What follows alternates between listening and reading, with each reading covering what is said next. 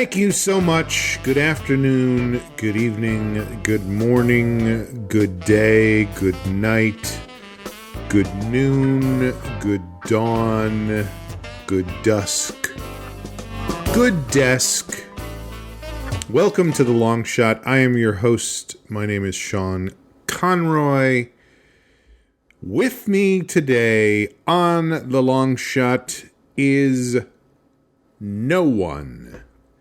Amber had a busy week this week. I believe she flew to perhaps Sacramento in Northern California via Cleveland and Portland, Maine, and a quick stop in Nashville just to get up to Sacramento, a very direct route. No, I think she had a wedding or something. I can't even remember, but she had a lot going on. So she has declined to participate this week and asked me to hold down the proverbial fort, which I will attempt to do as rapidly as possible. I had, let me start by saying this. I always want our guests to understand exactly what the format of the show is. So we always start the show with something that I like to call checking in. So I will go first and tell you guys that I had a decent week. I had not 0, not 1, not 3, but 2 legitimate performances this week. I did an open mic earlier in the week, and that was quite a show. Quite a show. Here's the thing about stand-up, about open mics, I guess it's about stand-up, but in particular open mics, is you could be doing stand-up for over 20 years and still have an experience unlike anything that you've ever experienced on any given night. And that's what happened to me this week. I had an experience that was not like anything I had ever been through before, as if it's so horrible. And it was horrible. Let me see if I can describe it to you guys. I went to this show. I was going to go up, I went up third on the show. Small crowd, small group of comics waiting to go on. I would say less than 20 people in the room. And first of all, it's hilarious. It's a hilarious open mic. It's run by a guy I really like who is an older guy like myself. And so a lot of the other comics that show up on a regular basis are older as well. And by older, I mean 50s, 60s, that area, or that age range. I guess that's not an area, sort of indicates a geographical location, but I'm talking more in terms. So the stage, there is a stage and a microphone. The stage is fairly high, and there are only 2 steps. So these 50 and 60-year-olds have to negotiate these 2 very steep steps up to the stage and 2 very steep steps down from the stage. Staircase is also very narrow. So each time someone is brought up to the stage, they have to wait for the host to come down before they go up. And I would throw the word clamber in there. They clamber up, and I'm not just saying that because it rhymes with my co-host who's not here, his name. People very, very awkwardly clamber up the stairs and very gingerly navigate their way down the stairs. I mean, you've all seen older people having trouble on stairs, and it seems like everybody... Anyway, it's very funny to me to watch that. And of course, what that does is it makes sure that there are long periods of silence. Like, up next, Danny Mancuso. And everybody applauds. And Danny gets to the stairs. And the host makes his way down the stairs. And then Danny clambers up onto the stage, all in silence, the creaking of floorboards. So it's that almost Simpsons-esque weirdness of, this is a live show, but there's nothing happening right now. It's just very quiet. So that's always an energy suck. But this particular instance, the person who went up before me, and this happens at open mics sometimes, but I'd never seen it happen like this before. At an open mic, it's right in the name. It's an open mic. People can talk about whatever they want to talk about. You're allowed to discuss. You suspect that anybody there is a comedian who is trying to tell jokes, but many times there are people who just have stuff on their mind, or they have a skewed perspective of what a joke is or what's funny. But whatever the case, people tend sometimes to just go up and dump their psyche from the stage. It is a peculiar public form of, it's really what people would be saying to a therapist if they had decent health insurance. And maybe they do, and they just feel more comfortable talking to a crowd. But whatever the case, it can be very awkward and very uncomfortable. But I had never seen anything like this. And I don't want to get into the specifics of what this person was talking about, but I will tell you it was deeply sad. Just human tragedy at its rawest and most recent, and, in a way that was not going to get better. Let me see if I can, again, I don't want to get into the specifics, but let's say, let me use an example that is totally fabricated from fiction.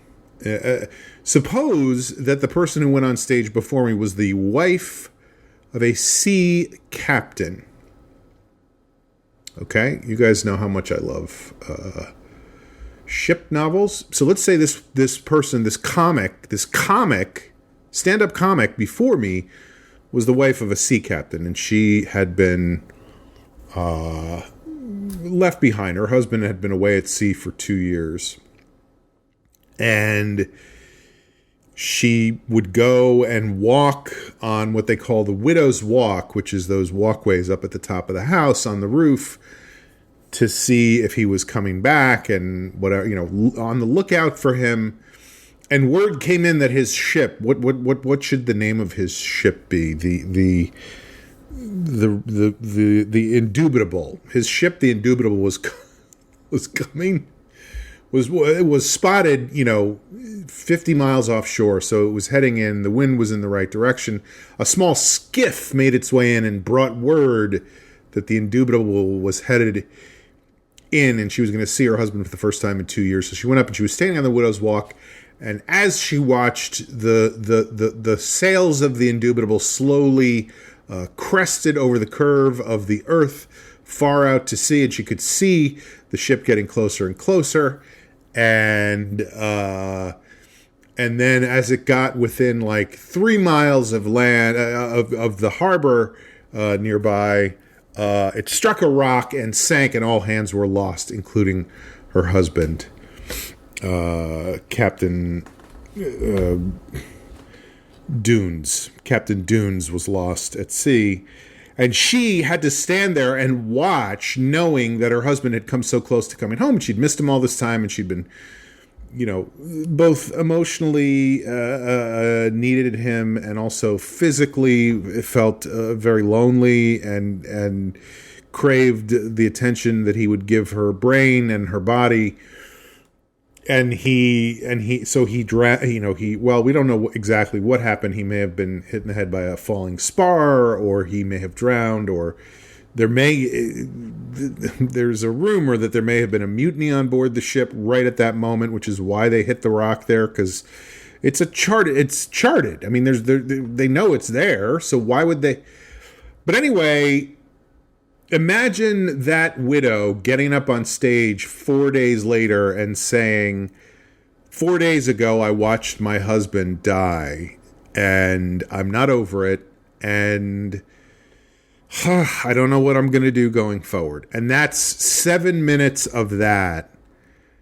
And then she said, thank you. She gingerly navigated her way down from the stage. The host clambered back up and went, okay, next up, Sean Conroy. And I had to go up and follow that. And we were just, everybody was sitting there. Well, I can't speak for everybody. I can only speak for myself. I was so deeply saddened by what she had been talking about. And I felt like everybody was in that. It was just tragic. Because, like I said, her husband had been at sea for 2 years. They had done, they had done well. They had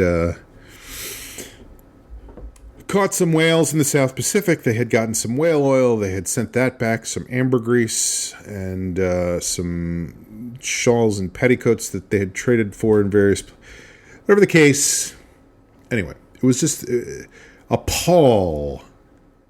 It cast a pall over the room. And then I had never... I'd been up after people who had weird things to say or bizarre or, I hate this. I don't like that. Well, that was when I went up after Eddie. But anyway, it just made it a bizarre and sad, really sad experience to go up and try to go, hey, you guys, what do you think about critical race theory, anybody? Because that's the kind of material I like to do. So that was one performance I had this past week.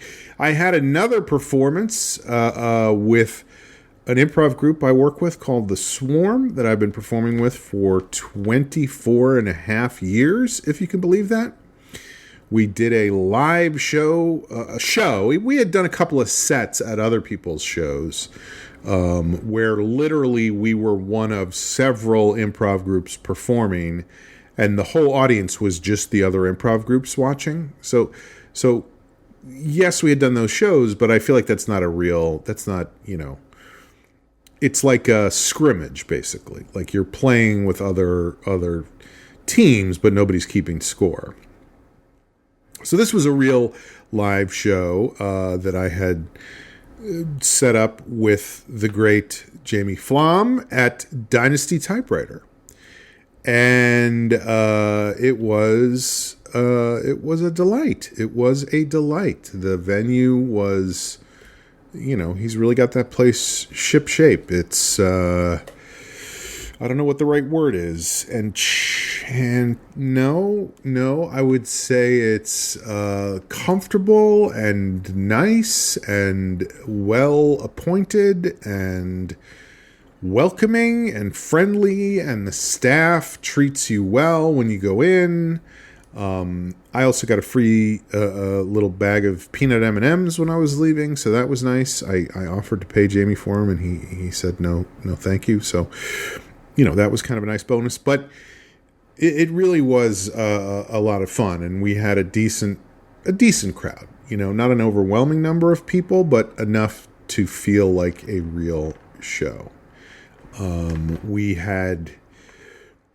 Jamie, the theater there, they do a live stream thing where they broadcast the show out to whoever wants to watch it from wherever they are in the world. You could be on a ship in the South Pacific as long as you have an internet connection. Even if you've been away for a couple years, you could still watch the show from there. But in order to make that, and we had some people, some listeners even register to do that, but unfortunately there is a minimum number of people that makes it worthwhile, and we did not achieve that minimum. So just bear that in mind the next time you see that kind of thing out there. That because I had people, I don't know if anybody from any listeners here emailed me, but I had people, because we canceled the live stream on Friday. The show was on Saturday. We canceled the live stream on Friday, And I had people email me on Saturday and say, hey, I'm trying to get tickets to the live stream, but I don't see the link. And it was too late by then. We would have needed those people to sign up sooner than that, and that might have worked. And we might have reached the minimum number of people we needed. I think the number of people we needed was 3, and we got 2. So next time, buy a ticket, and you could be the person that puts us over the top, for which we would be extremely grateful. But anyway, it was a super fun show. We had fun. I don't know, but there's no way to describe, the thing of like what happened during the show. And whenever you try to describe what happened during an improv show, you sound like a crazy person. So I won't even do that.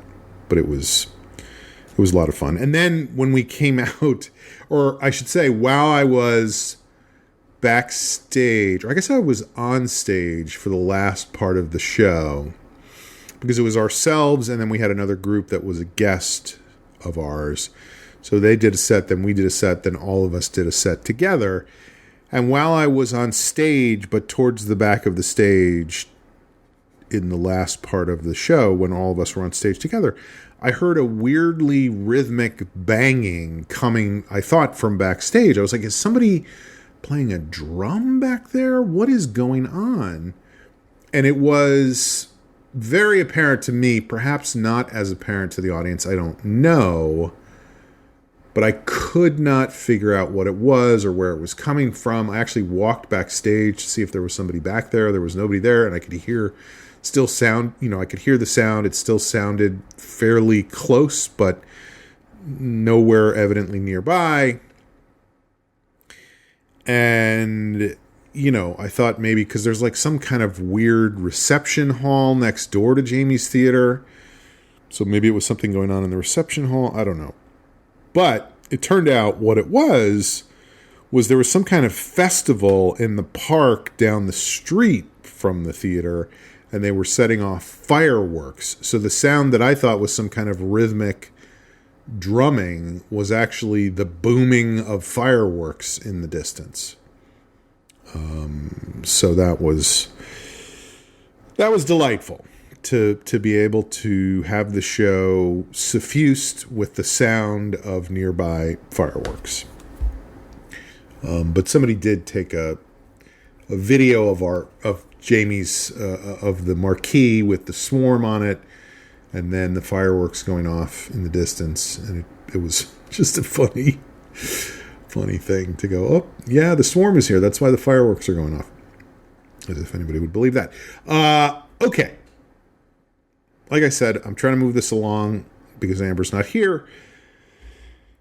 I do want to catch everybody up on what happened this week on our favorite TV show, La Brea, because there's a lot going on, but we don't quite know what most of it is. I mean, that seems to be where they're at right now in the show, is let's present a lot of stuff in a way that feels mysterious.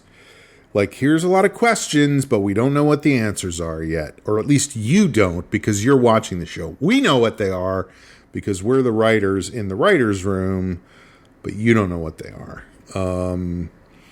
So just a couple of highlights, things I really enjoyed this week. One is there's a guy who's been on the show since season 1, and he's definitely not an important character. You might even call him like an extra, although he's had lines a couple times. But this week I just started really thinking about him. And he's got glasses and curly hair. And first of all, the first 8 minutes of the episode. So there's always the thing at the beginning of every episode of every show where it's like, this is what happened last week on the show.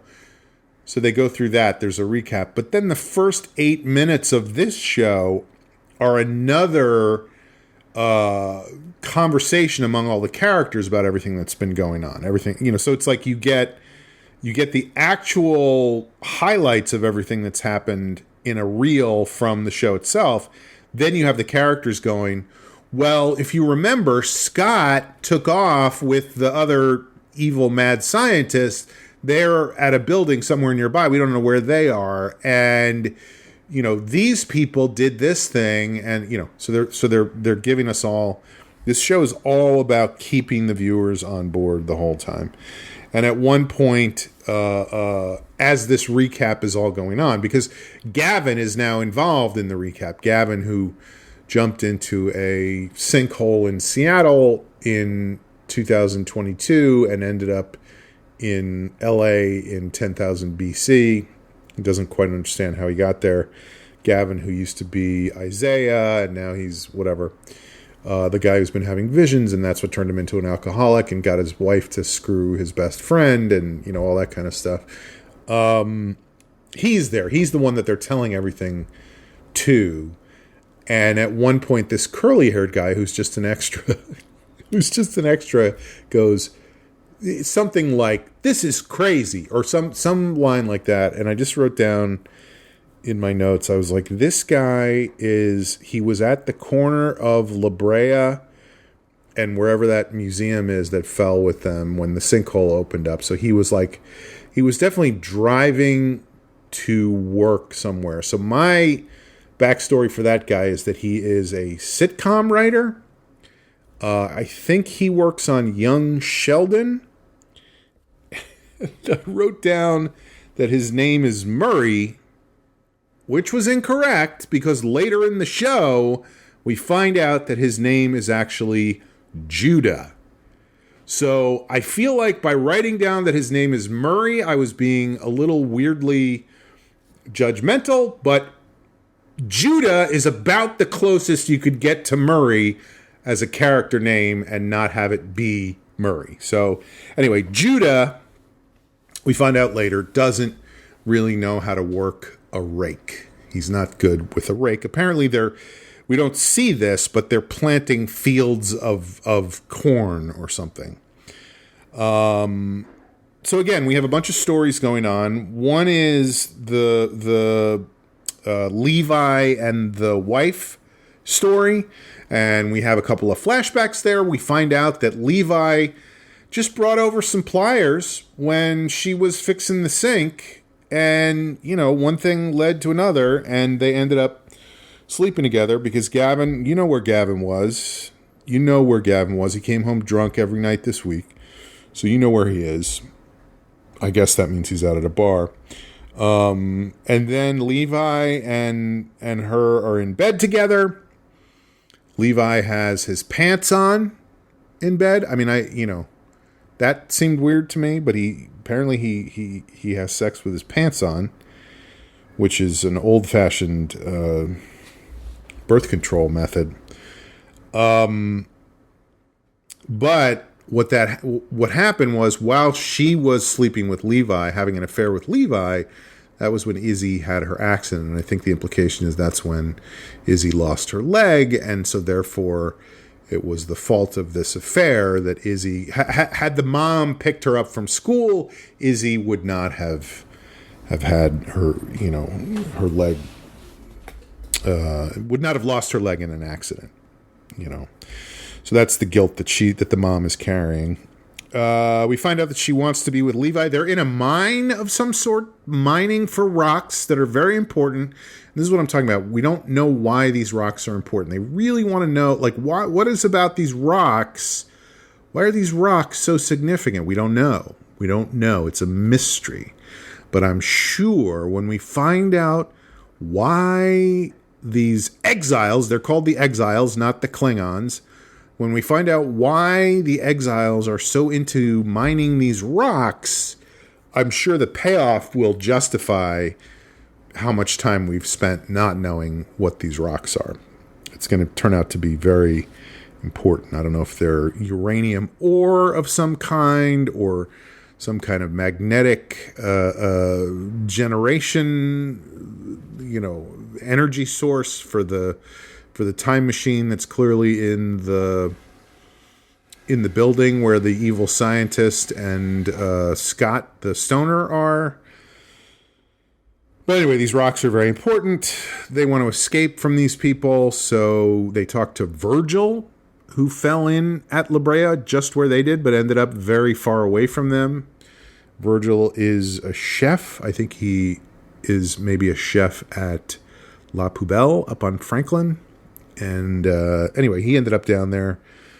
Virgil is trying to convince the other people he fell into the hole with to help out, to cause a distraction so that Levi and the mom can escape together. But one of the exiles hears them conspiring and starts to beat the shit out of Virgil, which means Levi has to jump in. And Levi disappears. They think he's going to get killed, but he comes back. And when he comes back, the mom is very glad to see him because she has decided while he's gone that I think she has decided that she loves him. She says almost, "I love you." She doesn't say it, but she comes very close to saying, "I love you," but then gets cut off when they start kissing each other. So that's what's going on with Levi and the mom. They're digging for rocks that they don't understand what they're for, but they're trying to escape. Meanwhile, the two kids who are back in 1988, they're in Hollywood, and this was a great example to me of how important it is on this show, not for the people in charge to know that the audience doesn't lose the thread, because they're up by this sinkhole in Hollywood Park or whatever it's called, by the Hollywood sign. And the whole scene, they're talking about how they have to get into the sinkhole. That's how they'll get back to 10,000 BC. They need to get away from 1988. They have to get back to 10,000 BC to their families, whatever. And that clearly was not enough in the scene, because even before the scene starts, from a distance, there is a line said by one of the kids to the other one. We've got to get into that sinkhole to go back to 10,000 BC. And that line is done in a method called ADR, where they went in and they recorded that line over a shot after the whole thing was shot, because they felt like they needed to give the scene some context. Now, the whole scene is just them saying the exact same thing, but I guess they felt like they didn't say it enough in that scene, so they went back in and ADR'd it. And then we see a weird dude listening to them talking about this. Something's up with that guy. What are we going to find out? And then the next scene, we see them in Santa Monica. Now, I will point out that getting from the Hollywood sign to Santa Monica, that's like a 5-hour trip. And I have seen no sign of them having a car or anything. So I don't know how they got from the Hollywood sign to Santa Monica. That was a major sticking point for me, because there's just no way to do it. Like, it's not like mass transit is simple in Los Angeles. So it turns out the guy who's been eavesdropping on them is a geologist or geology professor or something. Whatever he is a foreigner playing an American, clearly from the way he speaks American English. It's like, oh, that guy. At first I thought he was from that he was British, but then I was thinking about it, and I think they shoot this in Australia. So he's probably Australian. If anybody can check that for me, that would be great. But he says to them that there's going to be another sinkhole. He figured that out with he has a spectrometer, and he says every time a sinkhole opens up, their energy waves coincide with a time frame.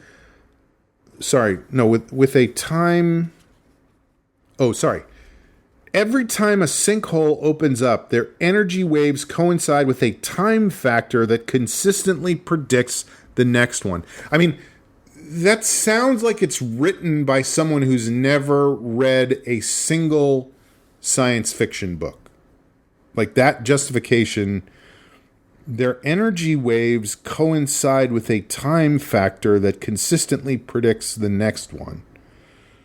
Look, Bob, you're going to go off and write this script. So just come up with some bullshit that covers the way the geologist predicts. So anyway, he predicts that there's going to be a huge sinkhole in the ocean that will cause the biggest tidal wave in the history of the world and wipe out. I forget where. I heard Malibu and I was like, oh shit, we can't lose Malibu. There's lots of other stuff going on. Veronica and Lily. Lily comes back from the present and goes back to the past. Talks to Veronica. Here's another mystery. She keeps saying, I can't believe what happened to us, what we went through. So Veronica clearly did something she shouldn't have done to Lily. It's like the rock mystery where I'm sure when it's revealed, it will be a big enough payoff to justify them talking about it so much without telling us what it is. Same thing with Gavin and Silas. They head off together. Gavin wants to take Silas, who is his grandfather, and who I guess I sort of realized for the first time in this episode that Silas is much younger than they're trying to play him. Like he's definitely wearing a weird wig, and I think the actor is not in his, at least not in his 70s or 80s. I don't know if he's in his 40s, but he's way younger than he's supposed to be on the show.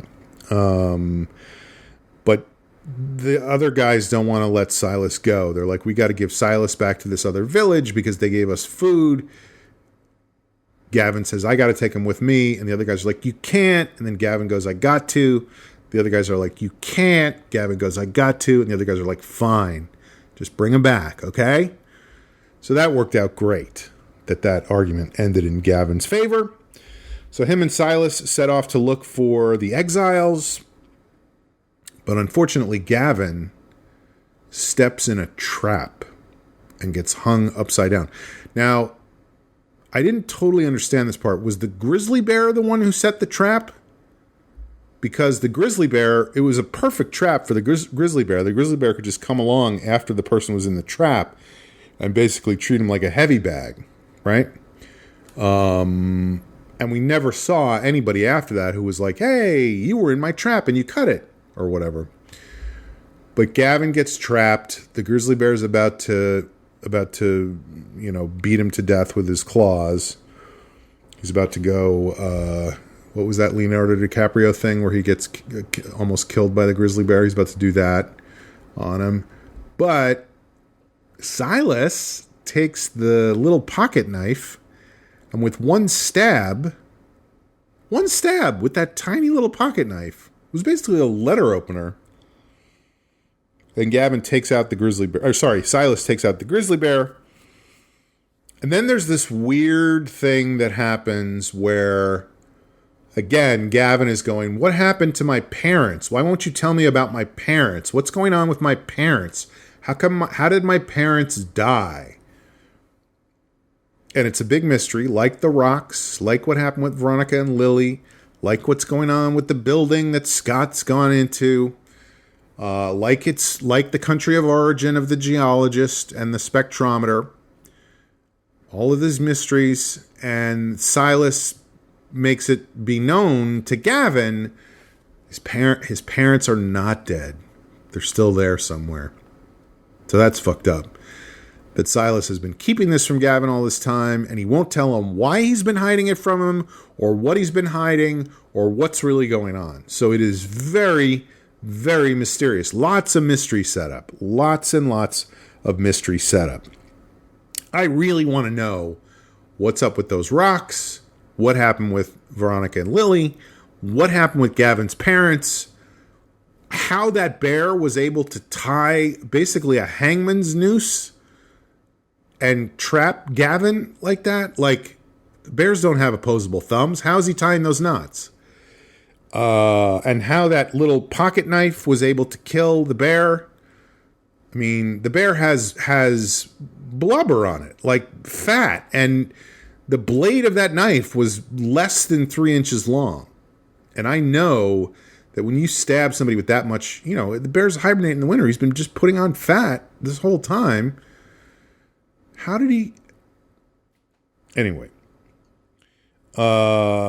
But anyway, this weird thing happens where Silas goes, well, my canteen is empty. I'm going to go fill it up. You mind if I go fill up my canteen? That's all I'm doing is filling up my canteen. I'm going to go fill it up at a nearby river, just with river water for my canteen that if it needs to be filled up. So that's weird. Then in the next scene, they're close to the exiles. They're finding the exiles. Gavin's like, we gotta find another way in. We can't just walk up to these guys. And Silas goes, you seem thirsty. Why don't you have some of the harmless water I put in my canteen at the nearby river we were by before when I went to get water for my canteen? It's harmless water from a river. And, to me, that kind of dialogue is just a dead giveaway that there's more going on there than meets the eye, but Gavin's not paying attention. Takes a sip of Silas's canteen, which of course has rohypnol in it or something that knocks him out. And Silas leaves him there, and he's caught by the exiles. Now that's another mysterious thing, because Silas, the grandfather, this whole time has been like, I love you. I would do anything for you. I would always tell you the truth, except I promised your mother I wouldn't tell you what happened to your parents. I'm a very old man. This wig clearly indicates how old I am. I'm so old. Very, very old. And yet he drugs Gavin and leaves him in the grass to be caught by the exiles. So that's how we sort of leave it, is Gavin is caught by the exiles. His wife, who just almost told Levi she loved, she literally was like, I love, and then he just started sucking on her lips and kept her from saying it when they were making out. But she's so happy to see Gavin, and they hug and whatever. So we'll see what happens with them. Gavin wakes up from his drugged haze right before he gets caught and realizes that I don't know how this worked, but somehow as he was unconscious from the drugs, he still remembers that Silas put a map in his pocket. Silas was like, this will help you escape the exiles. It's a map of the caves. And he stuffs him. It actually looked like a Harry Potter kind of map. Like, I don't know if it's like that thing where Harry Potter always knew where everybody was. Do you remember that map? No? Just me? Okay. Anybody here from out of town?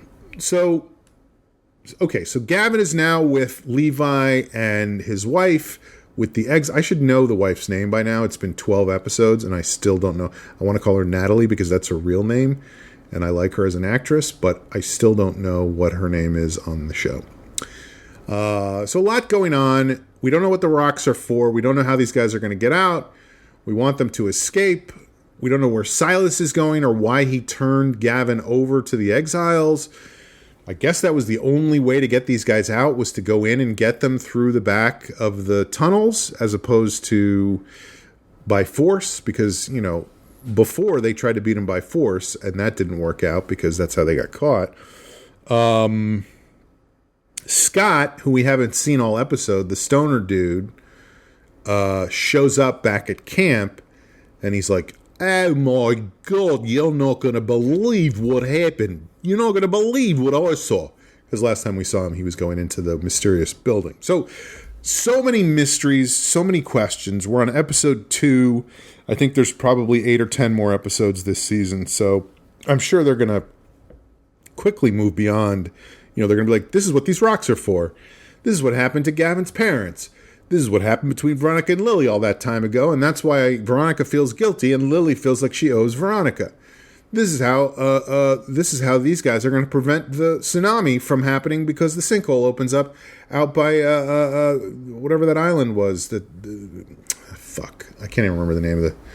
I've been there. What's the name of that island? Anyway, all those questions will probably get answered next episode, and then we'll move on to new mysteries, because that's what this show is all about, is keeping people involved. Where did the pocket knife come from?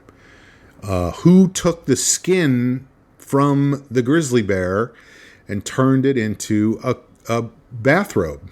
You know, all of a sudden a grizzly bathrobe shows up in camp.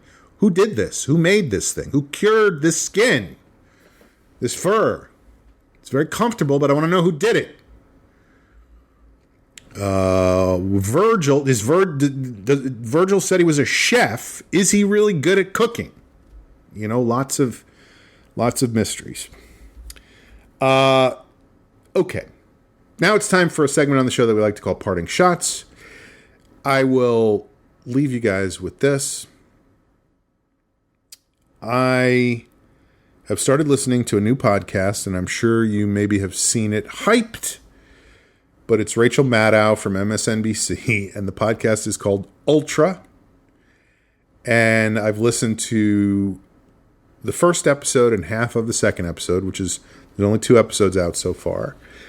And it is fascinating. It's about stuff that was going on in the 1940s, in the late 1930s and in 1940, when there was a large contingent of America who felt that Hitler was right, that America needed to stay out of that war, and, you know, that communism and Jews and anyway, it's fascinating.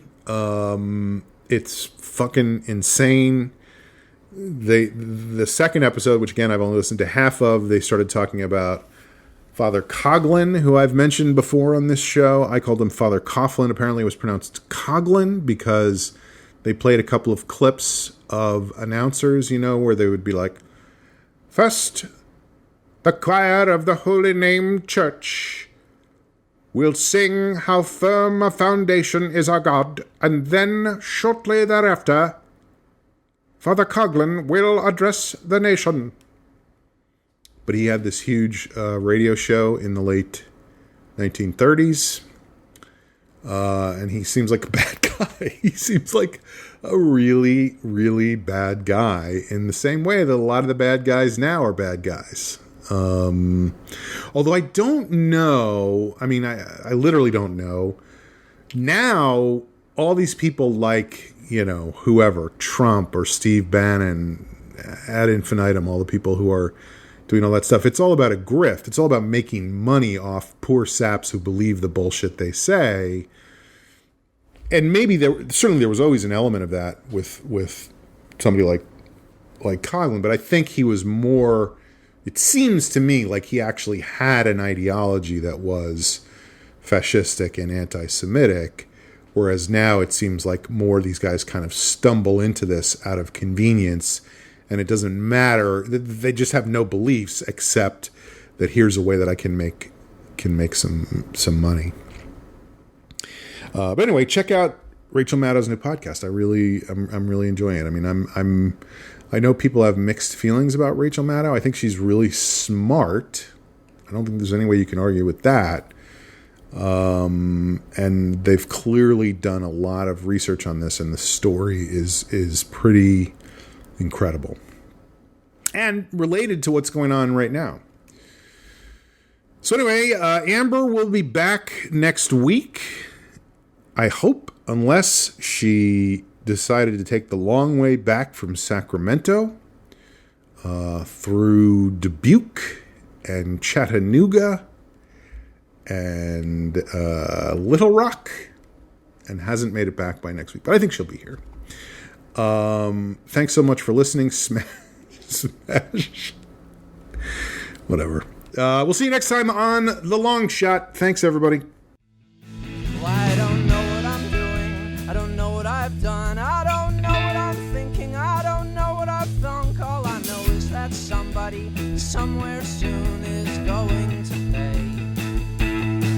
If I wasn't so angry, I'd turn on the tube. And if I wasn't so stupid, I'd listen to you. And if I wasn't so lazy, I'd probably get up off the couch. So now I am going to have to worry about what is gonna happen,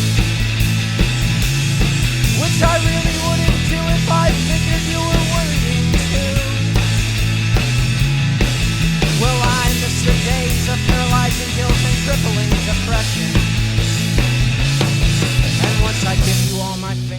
still be one too few.